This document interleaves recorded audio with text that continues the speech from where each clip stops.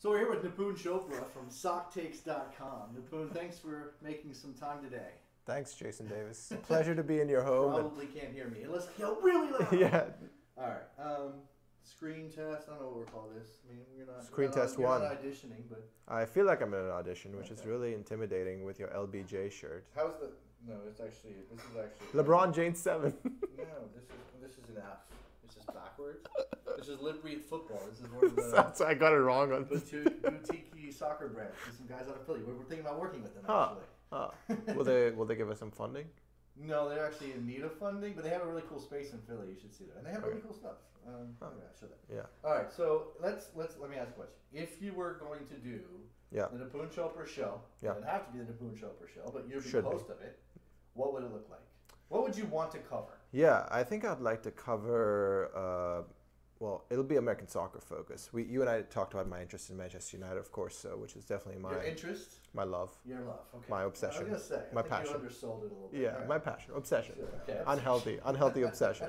Waking up at 4:30 when I'm in California to watch games. Yeah, unhealthy obsession. Wow. Okay.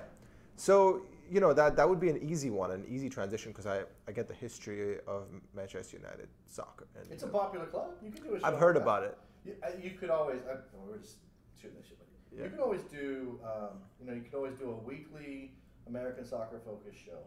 Again, maybe half an hour. We're not talking about a crazy time commitment, and then still do a half-hour United show once or twice, or once a week or twice a month or something like that. If you wanted to. I mean, if you have the setup, if we're dealing with all the tech works, absolutely, there's no reason for you not to do something on that. Especially since, again, United's obviously a massive club. So. Exactly. I mean, it would definitely drive a traffic to Compass Sports having a Manchester United branded show. There you go. And for me, it wouldn't be extra work in terms of preparation. It would be less work in terms of preparation. Exactly. So, yeah. So it's already knowledge in your head. Exactly. That's certainly something we want to talk about. So. Yeah. All right. Well, let's see. What else? We're talking about what makes Nipun Nipun. So your Manchester United. You know what would be interesting for me? And again, we're just kind of brainstorming. Right. Coming from where you do. Yeah. The stories of, and this is true for everybody. It's not just people from India or people from here. Yeah. But the stories of why and how those things sort of germinated, like why you chose United, when that happened, when you became aware of what a Manchester United was. Yeah. Right. That is an interesting story. Sort of a sociological show in a lot of ways. Right. And there's so many topics there with Indian soccer and the coming of age of Indian soccer. We're fascinated by that too. Yeah, so there's a lot to uncover that I think would be interesting material to get into as well. Because we hear about that, I always read about this stuff when the teams go on tour, when there's a game on television, people go nuts, but we know that the domestic game struggles still mightily. struggling. Yeah. They're doing the strange little short season.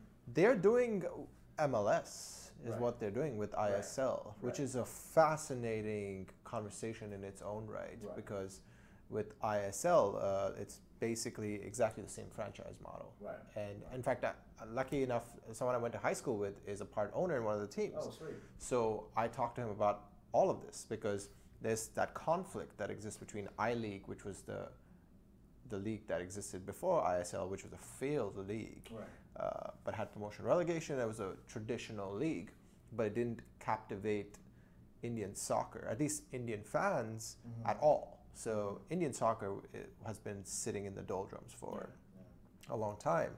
So with ISL, with the MLS model, fascinatingly, there's been a huge increase in interest Why? Why? Because it's a awesome product. Okay. It's an interesting product. It's a product geared towards not just soccer fans. Right. And it's converting, it's converting people who are obsessed with cricket into soccer watching. Right. Soccer. And so my immersion in cricket is very limited, but cricket chill. I'm probably more aware of more cricket than the average American, just because I'm such a sports nerd. Yeah.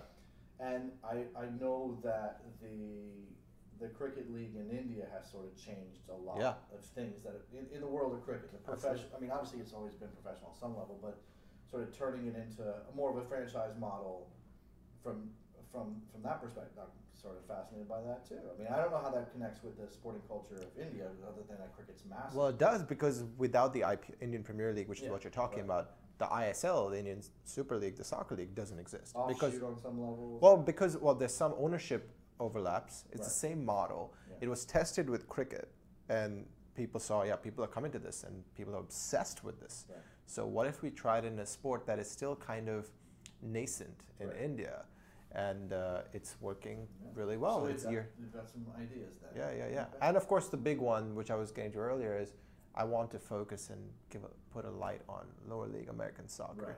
Because that's definitely a thing that I'm obsessed with. We've talked about that too. I think it is sort of, where demand meets the actual reporting is always an interesting question. I mean, it's true at the top level. It's not just lower division. I mean, before we did this test, we were talking about the end of a couple people's involvement in day-to-day coverage, and I saw, speaking of Dave Martinez, he tweeted today that a couple of years ago, the Red Bulls had 10 or so people on beats covering that team week to week, and there were 3 this year. Wow. And there might not be who's going to be next year.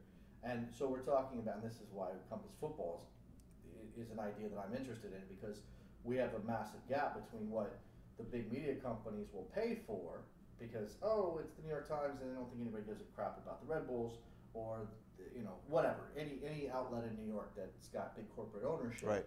Why are they going to send a beat writer when nobody pays attention? Exactly. But if you don't send a beat writer and cover the team, then certainly it's a feed forward. Right. Yeah. So you have this vicious cycle. So with lower division soccer, the question I have, and maybe we'll finish with this. Yeah.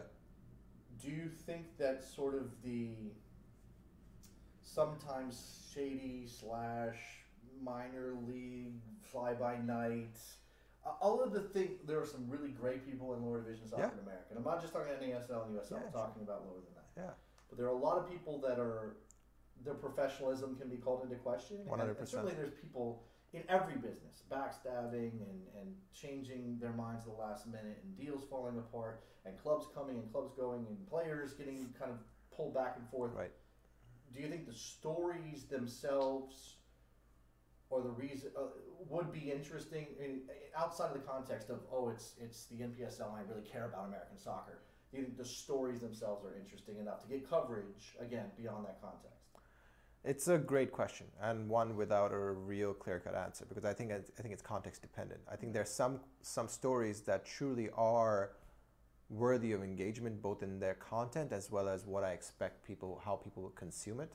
But then there are other stories, if you're talking about match reports, if I'm doing a USL roundup, I don't know how engaging that is. Sure.